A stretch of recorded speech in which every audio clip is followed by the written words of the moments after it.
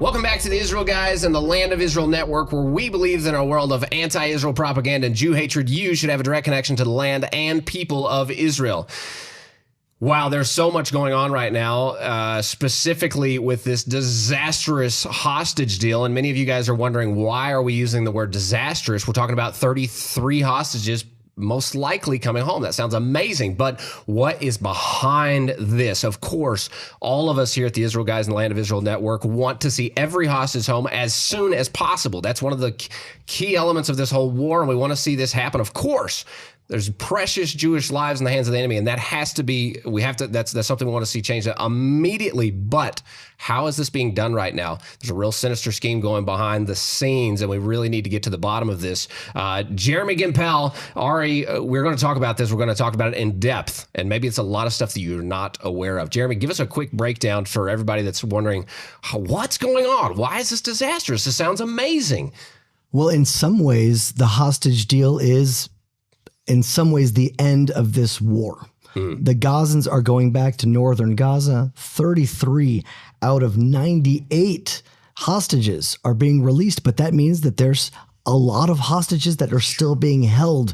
And after all that we've fought since October 7th, I mean, the stats are 840 soldiers have fallen.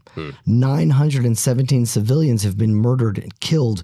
777 police officers and security agents in Israel. I mean, we've lost so much. And now to bow our knee to this evil, tyrannical Hamas barbaric organization is a hit to the country. Explain that more, though, because I don't think people are understanding. Maybe Ari, take this. Why are we saying that's a bow? Why are we saying this is a bow? Because outside looking in, we're getting some life out of this trap. What's the bow? What are we losing, and what's behind the scenes here that is causing this to be this is a bad thing that we're saying is disastrous? First of all, I think there's presented often this false binary. They're saying either, you don't want to release the hostages if you're against this disastrous deal? And the answer is, no, it's not that you don't want to, you want them to be released, but there's more than one way to skin a cat. Is that the term? Yeah, that's how you say it in Tennessee. That's how you say it in Tennessee. That's so right. We don't skin cats in Judea. No, it's not kosher. But no, but the idea is, where's this false binary? There's more than one way to release those hostages. We could go to the Hamas terrorists with blood on their hands that we have in our prisons and publicly broadcast to all of Gaza as we execute them in a humiliating way in front of all of them and say, for every hour that goes by, another one will be executed until they are all released. You sound like a Middle Eastern here. Well, this is the language that they speak. Yeah. This is not the natural native tongue of the Jewish people. Our prayers throughout the day are for peace, are for brotherhood of all of mankind. My dream and aspiration of the Messianic era is to be offering sacrifices to God with them in the courtyard of the temple. But if they are going to act in such a perversely sick, torturous, evil way, then we need to do what we need to do for justice. You know, so that's number one. There's this false binary, but there's also the fact that we need to zoom out a little bit and understand that the fact we're here in Israel, the fact that Jews are in Judea after thousands of years of the exile, never before in history has such an ingathering of the exiles happened. It's all a miracle of God, and God tells us clearly what to do in the Torah, in the Bible. He says, Al tashet yadcha im rasha liot ed Hamas. Do not extend your hand. Do not join hands with a wicked person. Hamas, the word Hamas is used. Do not make a covenant with Hamas. You shall not make a covenant with them and their gods when you enter the land. This is in the book of Exodus. He's telling us, I will bring you back to the land, and when I do, don't shake the hands of evil. It's even worse than shaking the hands of evil. It's a release of murderous terrorists en masse. That's the point. That's the point, is that they're releasing terrorists in this deal. And that's the point that we're saying is disastrous. And why is this disastrous on that level? And their moral ambiguity. The world is like, okay, they're releasing 33 and you're releasing however many hundreds. No, wait a second. We're talking about 33 innocent men, women, and children versus people who have slit the throats of babies in their cribs. To create that sort of moral equivalence is insane and blind and sick and evil. So we're talking about 1,650 terrorists being released so that the 33 That's not all the hostages, right? You just said 98 hostages are still in Gaza, and only 33 of them are going to come out. Meanwhile, the politicians are voting to release 1,650 terrorists. This is what we're saying is disastrous. Why is that disastrous, Jeremy, in your mind, to release these terrorists these are terrorists, meaning they're not just some sort of prisoner for some reason. They literally have blood on their hands. This is a quote from Winston Churchill. You were given a choice between war and dishonor. You chose dishonor, and you will have war. And so we could shake hands with the devil himself, because that's what's happening here. And we can try to do some sort of negotiating deal. But when we release terrorists into Israel, we've seen what happens. They don't stop. They don't repent. They will be right back at the necks of Jews doing terrorism the very next day. On the contrary, they've just been emboldened to kill that many more. Yeah. And so we have facts on this. I mean, Israel is not new today. It's a new country, but not that new. We've already had experiences with the first Intifada in 1985. There was hostages and hostage deals all the way back to then. There was prisoner releases that happened all the way back then with soldiers that were killed, or wherever it was that they had these bodies or whatever. The problems that were on the scene all the way back to then had these deals that started going on where they would release massive amounts of prisoners of war that were murderers, right, from all whatever war it was. In the first Intifada, the second Intifada, the Oslo Accords time, the 2000s where it was the Intifadas there of 2000, all of these times, and then as of recent of October 7th, all of these different times have had massive amounts of prisoner releases from Israel. And here's the thing I want everyone to be clear about. What's actually happened here. We have from those releases that equates to about 12,000 released terrorists. That's a lot throughout the year since 85. 12,000. I mean, you could list the whole thing from Oslo to the Tannenbaum affair to the Shalit deal. Yeah. Each one of these that were throughout these wars. So you have 12,000 roughly released terrorists. These terrorists, and this is the point that no one knows and why this is disastrous, these terrorists committed mass crime against Israel, so much so that it took the lives of 2,750 Israelis. That's what that equates to.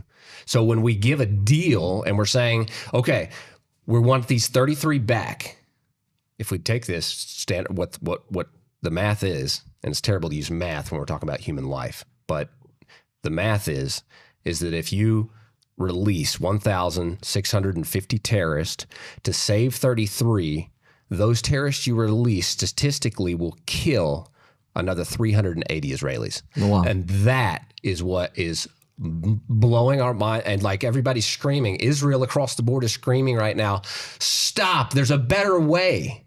If you release, I mean, Sinwar himself was a released terrorist, right? That's right, Exactly. in the Shalit deal. Sinwar himself, and we're continuing this path. And we're such like a pragmatic people. Yeah. What about justice? Justice you shall pursue. That's just a very simple. It is not justice to release terrorists with blood on their hands. Here's what I'm thinking: we've got the Trump administration saying peace through strength. Mm-hmm. And then they're right now they're all saying peace through strength. Told you it would work. Look, we're already getting hostages out. Is that a fib or what? Well, I think that most Israelis say when they heard Trump say, all hell is going to break loose if you don't release the hostages, they're like, phew. I don't think they realized that he may have been talking to Netanyahu. Yeah. That he may have been talking, and I think there's a little bit of a cynical but possibly very real dimension to this, that why is this going through now? Because Israel is being pressured by the Trump administration that wants to strike a deal. And in that way, we have only ourselves to blame. Yeah. We have to liberate ourselves from this psychology of always blaming everyone else and feeling like a victim and feeling smaller than. We have to take ownership.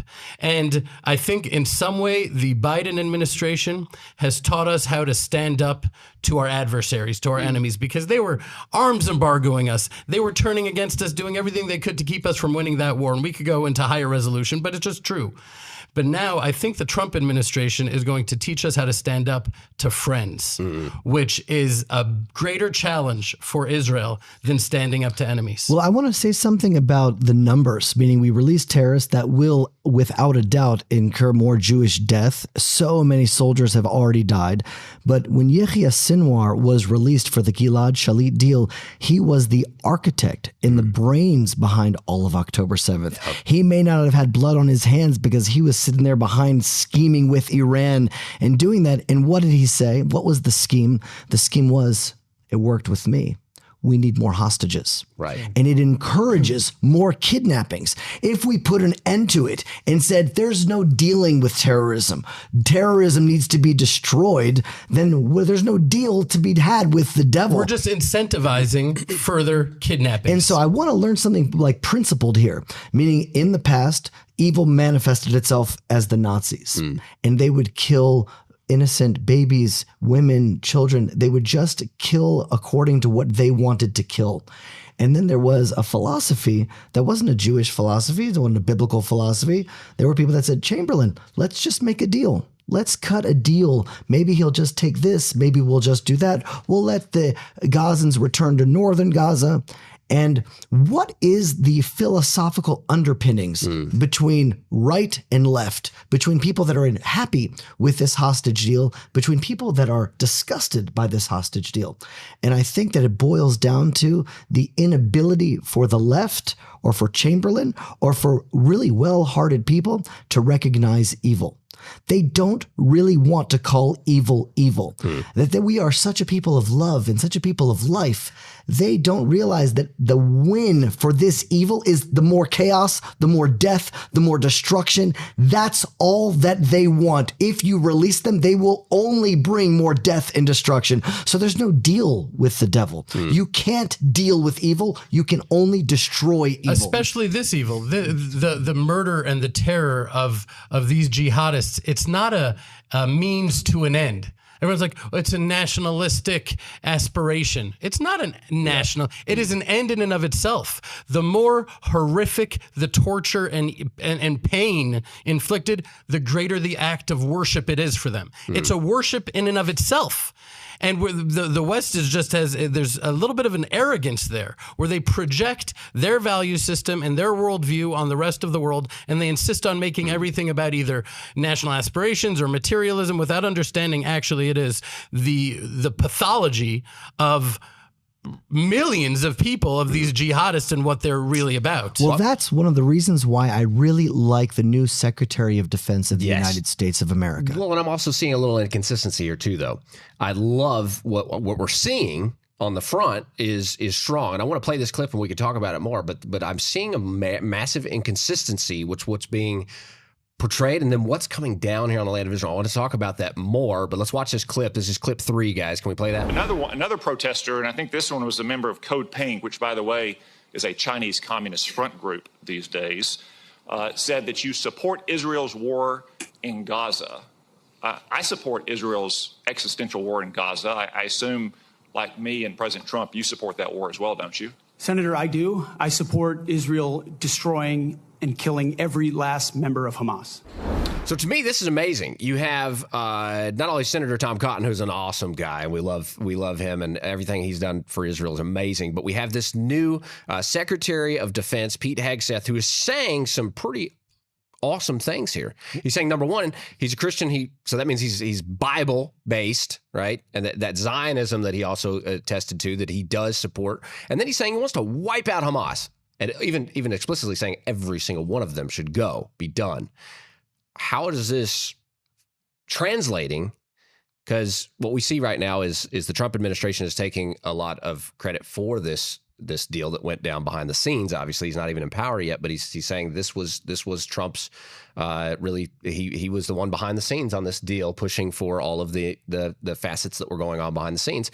How does this seems a little bit inconsistent with what's actually being said from the Secretary of Defense? I mean, what do you guys have thoughts on this? This is what I'm seeing, but what are you seeing? Something different? This is the one hope that I have, that I'm not spending all day curled up in a ball and depressed, that Israel is just bowing before the Hamas and releasing these terrorists.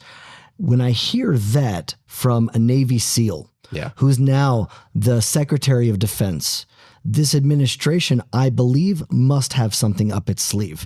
Israel planted beepers 10 years earlier before they went beep and pretty much eradicated all the leadership of the Hezbollah. And I'm just wondering if someone who believes in the Bible very much recognizes good and evil. He realizes that all these terrorists are absolutely evil, committed to evil, and evil needs to be killed. Every last single one of them was his quote. So I think that there must be a larger plan that will unfold. I certainly hope that's true, but I can tell you are like not feeling the same way about this. Right. I can't help but to think about when Reagan took over for Carter, and what it was a day before, hours before Iran released the hostages, because Reagan said there better not be any hostages, and it was very clear that he wasn't going to. That was a threat, a direct threat. Yeah. And for me, in my mind, Trump is a potentially a great leader. He was great the first time. So many people in Israel so excited to the degree where I was alarmed and alerted by it, because it felt like we were running the risk of falling to the same stumbling block that we fell to in the past, of rather than looking at the American administration as allies. We are going to fall back into the old state of mind of being a codependent vassal state that really takes our orders from them. Meaning, is Trump the administration going to be a blessing for Israel? It's up to us. Right. Ultimately, it's up to us to decide if we're going to have a healthy eye-to-eye we're allies and we're friends and we share values. But if we are demanded to do something that is evil or wrong or not in our interest as a nation, we have to be able to stand up to Trump no differently than anyone else. So you're kind of outlining now what should happen, because we've talked about what's happening and how it's bad, and like this is not good. We need a peace through strength, which is actually what's being broadcasted through Pete Hegseth here, what Trump's saying, what Trump's team is saying. They're saying peace through strength, and we're saying this deal that's going down right now is not through strength. This is through actually empowering Hamas to continue. And that's not wiping out Hamas. When we say it's disastrous, you can tell it's disastrous because last night we heard in our mountaintop in Judea, Bethlehem is right over the mountains near us, firecrackers going off and parties and celebrating. There was not one party, one celebration in Israel. Even the families of the hostages themselves, I'm sure, are very relieved. But they also know the cost here, the gravity here, what this will cost the nation of Israel in spilled blood. That's a real thing. Yeah. So who's celebrating and who's not? That's a good sign of what this is about. Are jihadist terrorist murders celebrating? Absolutely. And that's very clear around here as well. I hope that somehow this is being communicated back to the Trump administration. I don't know that it is. I think that because of the international media, which is not represented here on this show, everybody else is thinking this is amazing. That on the international stage, the media across the board is all saying this is amazing. We're finally getting a breakthrough. And that's their stance, but they're covering up a mass amount of problems with this. And I think that's what we're trying to tell the world right now is, no, this is not good for Israel. There's a way to get those precious lives that are in the dungeons of Gaza out without releasing a bunch of people with blood on their hands. And that's what we're like, you can't, this is not somewhere to deal. President Trump, please stop dealing. What we're saying, don't deal with these arch enemies and these brutes that have caused such a terrible disaster within Israel that we can't even describe how terrible this is. Don't make a deal with them. Destroy them. And that's what he's saying publicly, but that's not what's happening on the ground. So we're trying to hold a little accountability here, saying, no, we've got to straighten this out. And I guess the big thing is we need to say what needs to happen. I think it's important to understand, I think a little biblically, historically, to zoom out again and to understand what happened on October 7th. It was a massive defibrillator to the heart of the nation of Israel. And we are waking up. We're in a process of waking up and coming to ourselves. And listen, how did the nation of Israel in the land of Israel end? What happened was there was King Solomon, and then he had a son, and the son took bad advice, and then the tribes to the north and the tribes to the south and the tribes to the north had idolatry, and there was idolatry plaguing the people. And now we're returning in exactly that way, and we're facing the same idolatry. And this is our opportunity since waking up, where we're starting to systematically shatter our idols, to disabuse ourselves of the illusions of having faith in flesh and blood and putting our trust in man. And so we are unfortunately, I think we're going to have to learn still more lessons the hard way, through the spilled blood of understanding.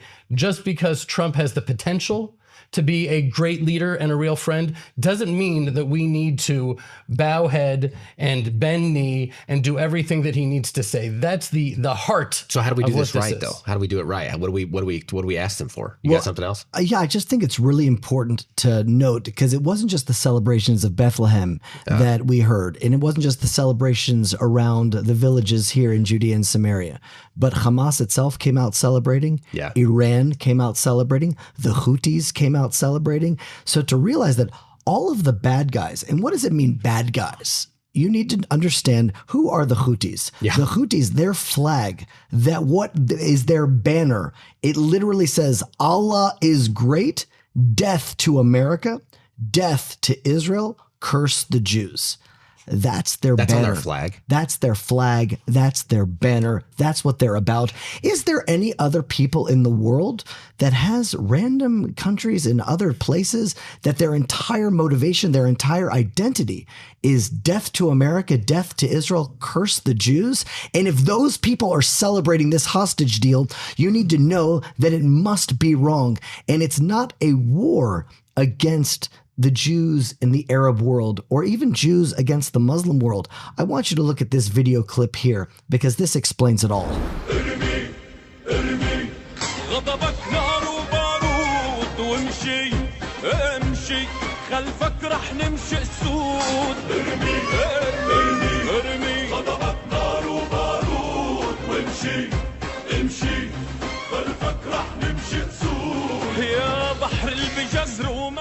You see that, and you realize the indoctrination is so deep. We need to eradicate the culture of evil, the culture of jihad.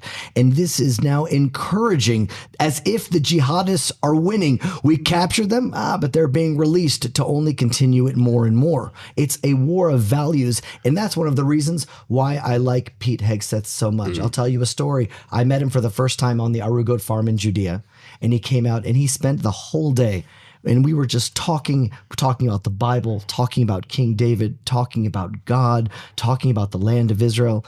And I know that when he went back to the United States of America, he actually tattooed, because he has a lot of tattoos because he's a Navy SEAL, he tattooed Hebrew letters on his right arm, realizing that he doesn't have Judeo-Christian values. I mean, that's a beautiful thing of love and peace, but there's also Judea-Christian values. And that's what he's aiming towards. And it's not just Western democracy and freedom for all and love everyone goes. And no. He had Judea Christian values, and that's a little bit more like a Navy SEAL, and that's a little bit more like King David. And we need to react the way King David would react when dealing with these Hamas terrorists, because those little children are younger than Davash, Ari. They're younger than your daughter, and you can imagine the indoctrination of the Nerf. My kids play Nerf basketball. Here they're doing Nerf rocket-propelled grenades and rocket launchers, teaching them from the beginning, death to America, death to Israel, curse the Jews. That's right. And I'll tell you, a lot of these terrorists, what do you hear from day one and throughout their lives? What do they want more than anything? To be shaheeds, right? To be martyrs. Who are you to say no to that? I am willing to help make that happen.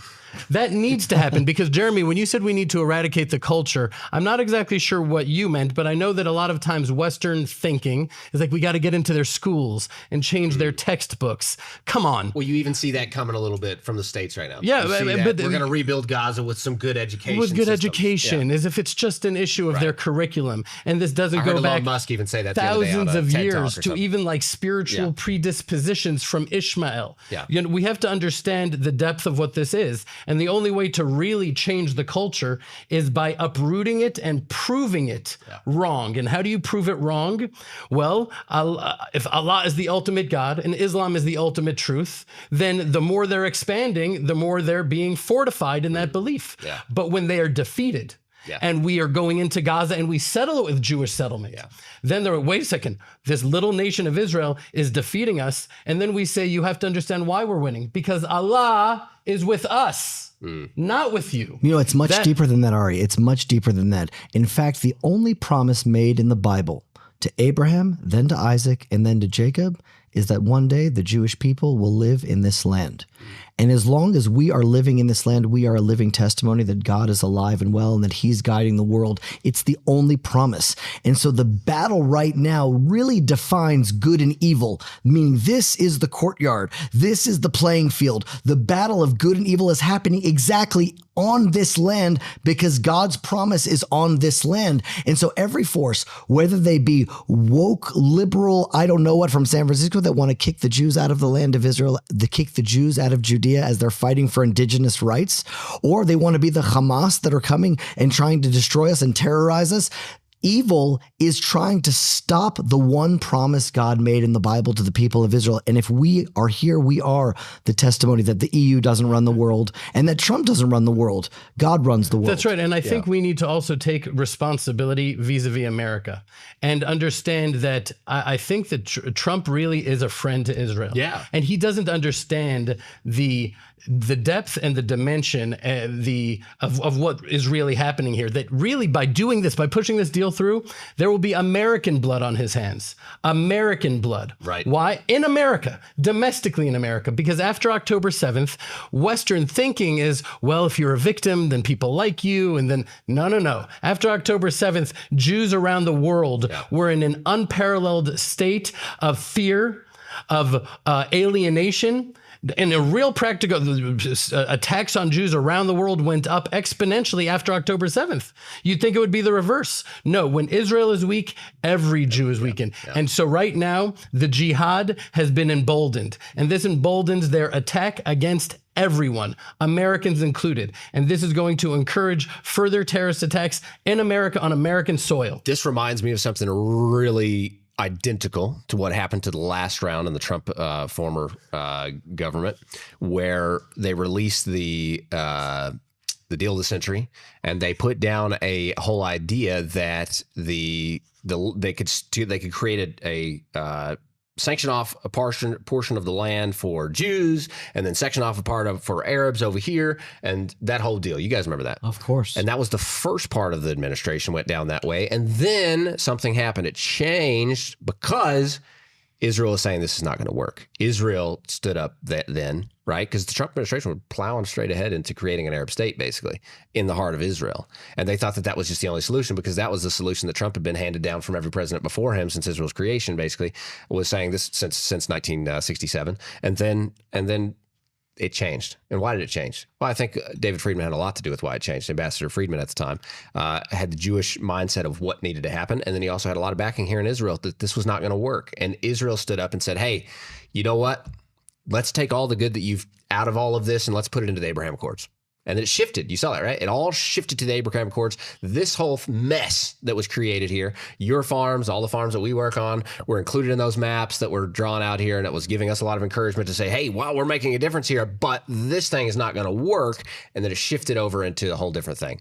What I see happening right now is Trump starting out on a bad foot yet again on this angle, saying, hey, this is what we should do. And he's still got that the back log of how this should be done with the other narrative. And that's the problem. He needs the Pete Hegseth voice needs to be a little higher. That biblical voice, the Huckabee voice to Trump needs to be a little bit more. And the voice to everybody that's listening also needs to understand that they have a big impact on this as well. I think the reason why Trump did not go ahead with the plan to create an Arab state and to sanction off these areas, Jewish enclaves, as they were called in the plan, was because our voices got really loud. And we said, this is unacceptable. Correct me if I'm wrong. I actually may be wrong here. From what I understood was that was going forward. It was called the Trump Peace Plan, or the Peace to Prosperity, a vision to improve the lives of the Palestinian and Israeli people. people. That's right. It was called both of those. But from what I understood, it actually stopped because he wasn't reelected. It was still in. Was that right? It was still in motion. That was his plan to move forward. And they were solidifying it and they were concretizing it. And it was happening in parallel with the Abraham Accords. I guess in the comments, we'll see. We'll find out who's We'll find out who's right there. I just know that the Abraham Accords took the steam and it was kind of dropped off over here because this wasn't working. Right? Okay, well, yeah. That was the way it was felt here. That on the wasn't side, the way I practical. remembered it, but I actually I remember thinking when he was not reelected that may have been a secret blessing for him, because now his legacy was the Golan, was the embassy, defunding UNRWA. It was net goodness. Awesome. Yeah. It was awesome. And he didn't have a chance yet to come to Israel and say, look, Israel, I've been the best president that Israel's ever had, friendship-wise. You got to meet me halfway here. That's our Achilles heel. Yeah. That argument against a friend has the ability to cause Israel to do greater damage. Also, when you look at Israel giving away land, it's never been under the Obamas. It's always been under the Bushes. Yeah. It's always been under the friend and the ally that we actually surrender our land to jihadists Literally because every of their time. pressure. Every time. I have a word of hope. Dude, help us, Jeremy. I have a word of hope. And the hope is that Israel has been trying for the last 30 years to give away the land of Israel. And it's always been our enemies that God has hardened their hearts and not allowed us to do the unthinkable and the stupid. And so this hostage deal, we're mourning it right now, and it's very sad, but I still have hope that the Hamas are going to ruin it. And then Trump and Netanyahu have every excuse known to man to go in and do. We have the excuse now to do what needs to be done. No, but this thinking of the excuse. I'll I just remember give when the disengagement, when I was personally carried out, you could look up Ari Abramowitz Gaza disengagement. 8 of my fellow IDF soldiers had to pick me up. 8 because I was not yet on the Judean diet. But they had to pick me up and carry me out. They had to carry me out. But I remember everyone saying, but once we do this, we're ethnically cleansing Jews from the land of Israel. We're giving it to jihadist terrorists. It was empty, a barren, desolate desert. And now 60% of the organic exports, that's all true. But if they don't make it into a Singapore of the Middle East, if they launch even one missile at us, then we'll have every excuse in the world. I don't ever want to hear the words, we'll have every excuse in the world. We already do. I want to give another word of hope. And this is from Make it a better word of hope. And that better. same fly is here from last week. Is it still here? This is from my dear friend, a man that I truly admire, whose name is on the embassy in Jerusalem, and that's former Ambassador David Friedman. very much. He just put out a statement today, which gives me hope that there's something happening behind the scenes, like maybe beepers have been planted 10 years ago, and Netanyahu and Trump have some sort of bigger picture that I just can't see right now. And this is what he wrote. Since October 7th, 2023, Israel has become the undisputed heavyweight champion of the Middle East. While there is significant mop-up work ahead, there is no doubt that Israel has beaten Hamas and Hezbollah, sanitized Syria, and humiliated Iran. From this position of undeniable and God-given strength, Israel can afford to overbid for the hostages. No, it's not a great deal, but it's what winners do when they really want something. Hamas can celebrate all they want. In 2025, it will enter the dustbin of history. Those terrorists lucky enough to be freed and offloaded to other countries will need to lay low. If they re-engage, they won't last long. Israel has demonstrated that its reach is without limits in its effort to protect its citizens. Israel is far stronger than it was on October 6th. We all commit that October 7th was a never again moment. Israel has won much, and it will have the ultimate victory with God's help. And so I hear that, and I'm thinking maybe there is a bigger plan here to eradicate the Hamas, every last one of them, even if they're released after this hostage deal. Maybe they're released with a beeper inside their stomach. And at one point, maybe they'll all be taken out. Who knows? I just believe that Netanyahu and Trump are so sophisticated and long thinking that there must be a plan here that can give us a little bit of light of hope. And if not, we can always rely on the Hamas that they're going to ruin the deal for themselves. Well, I'm thinking the same thing. I don't know about what they're going to do, but it doesn't seem like the governments that we've been dealing with this whole war, that they're going to be able to accomplish something like that. It's very hopeful that you would think that they still have a plan to take it out. I don't necessarily see that. What I do 100% see with you is that God. He mentioned God in that thing, and I think that's obviously the greatest thing that Israel has where God comes into the story every time throughout Jewish history is the hardening of the heart part. When I see what's going on, I see that Israel many times makes the wrong mistake, but yet the outcome is good in the end somehow, and it's not because of good decision making, and we see that clearly through a lot of circumstances. When I saw, honestly, I had the same exact thoughts you do about the Arab world ruining it. Israel hands it to them on a silver platter. You want your state? Here's your state. Right. And then they reject it. Here, take all these empty the prisons, hand them back to them, and then they all come back to jail. Like every time they ruin whatever you give them. And when I saw Turkey come around and say, Israel, you get out of Syria now, or there's going to be hell to pay, basically something like that, right? You saw that yesterday, I think it came across. I was like, I got a feeling like something big is about to happen somewhere. I don't know what's going to happen, but it's probably going to have to do with a lot of Arab world going nuts.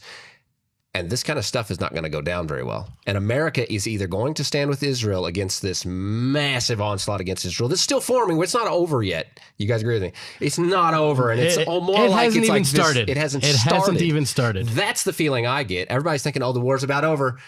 I'm not getting that sense. It could happen. But it only means that they're kicking it down the road to continue much bigger later on.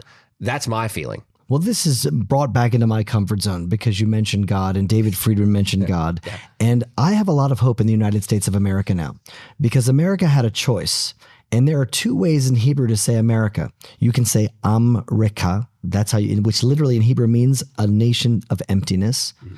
And the Hebrew official title of the United States is Aratzot Habrit, the lands of the covenant, which isn't even a translation. It should be Aratzot HaMeuchadot, the United States of America. But for some reason, Israel calls America the lands of the covenant. And what does that mean? One nation under God with liberty and justice for all. And in these last elections, it seems like the real America came out and chose to be aligned with the covenant. And so I believe that right now a new alliance is being born, one that we've never seen before, with a Secretary of Defense that loves God, that believes in the Bible. The ambassador to Israel was a pastor before he became the governor. And now we have an entire people of Israel that have like woken up. And I think that this is no longer going to be about, well, Jewish and Christian, and it's going to be about God. It's going to be about the good, because the war is good versus jihad, because jihad is the evil of this world in this generation. Well, I certainly hope that you guys are right, that there's some sort of greater plan and maneuver and whatever. But I'm also just a simple-minded Jew. I'm not so sophisticated in my thinking. And sometimes I think that's an asset, that, if you're so open-minded, your brains fall out. At a certain point, you have to say, if you are letting out hundreds of terrorists that have slaughtered babies, killed innocent people, I don't care what the long plan is. God doesn't need our favors. But you're right. It does say in chapter 21 of Proverbs, the king's heart is like a stream of water directed by God. He guides it wherever he pleases. What's happening now is what's supposed to be happening. It's supposed to be playing out. But now it's up to us how we respond to it, how we grow from it, how we react to it. That's in our hands. Yeah. And so I think that's why this conversation is such an important conversation to be having right now. It's the conversation. Right. And to get that peace through strength, it seems to be like a biblical thing based on those Bible Christian Judea. I love how you said that. Yeah. Judea Christian values that was rooted in Bible principle. You get peace. This is a very biblical thing by being strong. Very, very actually. Maybe that was learned through like people like King David. Yeah, King David and like these biblical characters were like, no, you just don't mess with us because it's not going to go well for you, because we're standing on more than just me. This is God's promise to us, and we're going to achieve that promise. I want to say something. Okay. Go ahead. No, I just need to say, Jeremy just sparked something in my mind that may be... This is always good when that happens. This may be a new thing. Okay. Right? Because I've been thinking about it, I would say in whose name the idea was planted in my head just yesterday, but there needs to be some sort of room for an alliance that's almost happening here at this table, because the Judeo-Christian alliance, well, we see J Street and we see far left-leaning Jews in Church. America. What does that even mean? Let me explain. Far left-leaning Jews in America, where the religion of Judaism, under thousands of years of diaspora and exile, has been so twisted and distorted and liberalized that it barely even has any resemblance to authentic Judean Torah values. That there actually needs to be, because Trump is getting a lot of pressure from Jews in America that he's too left on things. I mean, I'm sorry, too far to the right. Yeah. Even on something like this, he should be giving it back more, and he should be releasing more. The point is that there needs to be a real alliance and clarity of Judean Christian values. Yeah. Well, I think we're seeing it happen. I think I want to play another clip that really actually points exactly to what you're talking about. And this clip is with Ted Cruz, Senator Ted Cruz, and Marco Rubio. And it's really interesting because they say something in here that's going to point to what you're talking about here, but also point to another big situation that we're going to discuss a little bit. Let's play that clip real quick and we'll get right onto the same topic here. Can you commit to ending anti-terrorism sanctions waivers related to Palestinian terrorism and implementing sanctions against those terrorists? Yes.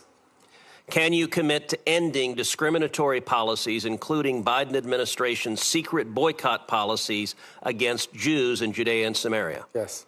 And can you commit to reversing the discriminatory sanctions against Jews living in Judea and Samaria? Again, yes. I think that the policy of it, again, without speaking out of turn, I'm confident in saying that President Trump's administration will continue to be perhaps the most pro-Israel administration in American history. Okay, so where this comes to the Judea Christian values is that he's saying Judea. I mean, when did you ever hear somebody from the place of power in America, and that's Senator Ted Cruz, is telling us that it's Judea, folks? And he's using that with the Secretary of State. That's powerful to me. We have, these other.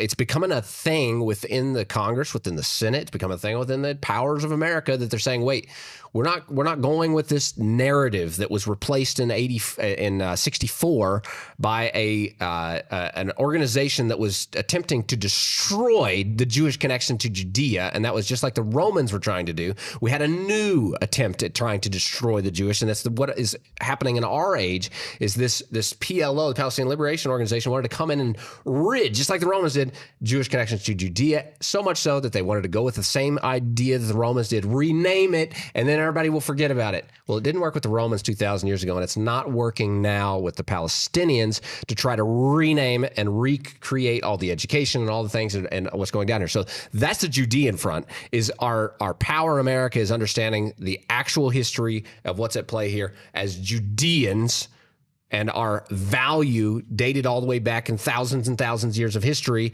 And then, which I think you guys are probably going to have something to say about that, which is so amazing that we're getting to the Judea and Samaria, the actual names, biblical names of this area. And then to the topic of what they were talking about in the right context now is extremely impressive to me. Yeah, I mean, for me, when I hear Hegseth and Rubio, and then I see the pressure from the Trump administration on Bibi, I'm seeing the polarized potential of how this administration could be potentially disastrous or potentially the best thing that has ever happened to Israel as far as the American-Israel relationship and creating a stronger world for all of freedom and humanity. Both options are right there, and it's really up for Israel, us, to determine which side we want to empower by empowering ourselves. Because they can't do it by themselves. They're going to have somebody here that pushes it, and maybe we're going to be a part of that team. I don't know. I think you two definitely will be a part of that team of helping to steer this in the right direction, stand up and with voices to say, hey, you're right, senators. You're right, congressmen. That's what Israel needs. And they need to hear that because there's voices in Israel that are telling them otherwise. I mean, just so you're aware, so our viewers are aware of all of this, the Biden administration took sanctions away from the Iranian regime that was developing nuclear weapons to destroy humanity. And they replaced those with billions of dollars that they gave to Iran, and they took those sanctions because something needed to happen to them, and they put them on innocent farmers in Judea and Samaria, been accused of nothing, done nothing wrong. I used to think sanctions were an economic punitive measure to prevent a nation from going rogue. No. A farmer in Judea, Yossi Goldstein, in Samaria, that has a sheep farmer, and all of a sudden his bank account is frozen and he has no access to any of his money at all. Why? No response. The craziest thing reason. in my mind is that now the Secretary of State is talking about it.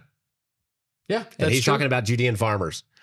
How in the world did a Judean farmer get up on this list of things to even talk about now? So I'm encouraged that these values that are rooted deeply in this incoming administration are going to actually benefit. And I'm with you, Jeremy. There's hope that through these kind of things, we're going to see some powerful things, that we're going to see some movement forward. And we just need to be a part of it to help make sure that it's in the right vein. If it's biblical and it's Judean, it's going to be amazing. Exactly. It's all about values. And so right now, there's sort of like, it's worked.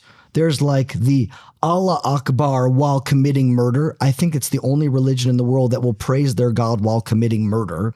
And that's one type of value. And then there is also this Western Judeo-Christian, whatever they want to call it. I don't like that terminology because what is Jewish exactly? There's Reformed Jews. There's Democratic voting Jews. What is Christian? Is it Catholic? Is it Christian? It's just kind of an amorphous term, which kind of means like peace and love and like, no, not violence. We're not murdering in the name of our values. And what's being demanded now is really understanding what are our biblical values. And our biblical values are rooted in the land of Israel. And that's why what the world needs and what's being shown here are Judean Christian values by these Christian leaders in America now. And I think that as long as everything always goes back to the Bible, goes back to the Torah, that will be a blessed way forward. And we're going to be forced down that path one way or the other. Either we can choose to walk down that path or, God forbid, we'll release terrorists and then we'll be forced down that path. That's right. Where are we right now? Where are we broadcasting from? Har Bracha, the mountain of the blessing. God says, I will place before you a blessing and a curse. I will place before you life and death. Choose life. That is the option right now, quite literally, that the state of Israel, that the nation of Israel has right now. Are we going to choose life? And most people in the modern world are saying, choose life would be to release the hostages today, get these 33. But it's not, right? That's what the hard peace now is what's now, but there's no bigger picture, no vision of the future of what the ramifications will be. But I do want to end with a positive note of Torah. This is your job. This is the most beautiful thing because we're talking about the hostages being released and we're entering into the Torah portion of us being in captivity and about the exodus of Egypt. That's what this book is about, the book of Exodus. It's all about us fighting for our freedom and our own liberation. And there are beautiful stories how the children were going to be murdered by Pharaoh. And the Jewish women kept on having children nonetheless. And of course, that reigns all throughout history because we talk about blessing. It's all children. The more children, the more blessing. The more life, the more blessing. By the enemies, the more death. That's how they worship. We worship with more life. And I think about how hard it must have been in Egypt to have a child that you know might be thrown into the Nile, or to have a child in Auschwitz where if that baby cries too loud, the Nazis are going to find him. And yet still the Jewish people never gave up. In a statistic released just this week was that the last quarter of 2024, Israel had a baby boom. And that means that right after October 7th, there was baby making happening in the land of Israel. In the last quarter of 2024, all of a sudden there were babies everywhere. And so in the midst of war, in the midst of chaos and terror and war, and this existential threat posed to Israel, the Jews are like, nope, we're in Egypt and we're going to keep on having babies because we're here to bring life to the world. The more they oppressed them, the more they grew. That's the Exodus story. What an incredible way to end, that the land of Israel is moving forward. Even through the troubles, there is light and there's hope. And we all believe in the light and hope that is coming forth from Israel. And we're here to broadcast that to you guys. And I hope this has been educational to all of you in regards to what's happening right now, literally right now in the land of Israel. Guys, tune out all those fake news and lies, propaganda, everything that you hear on other channels. Delete those things and start listening to the truth of what's actually happening here from the land of Israel. Ari, Jeremy, it's been great to have you guys on the show. You guys have been a great inspiration. Jeremy, all of your hopeful messages. Ari, we're working on the positivity, but we do have to let everybody know what's actually happening. That's also a critical point. Everybody has to understand what's going down. Guys, until next week when we see you back here at the Israel Guys.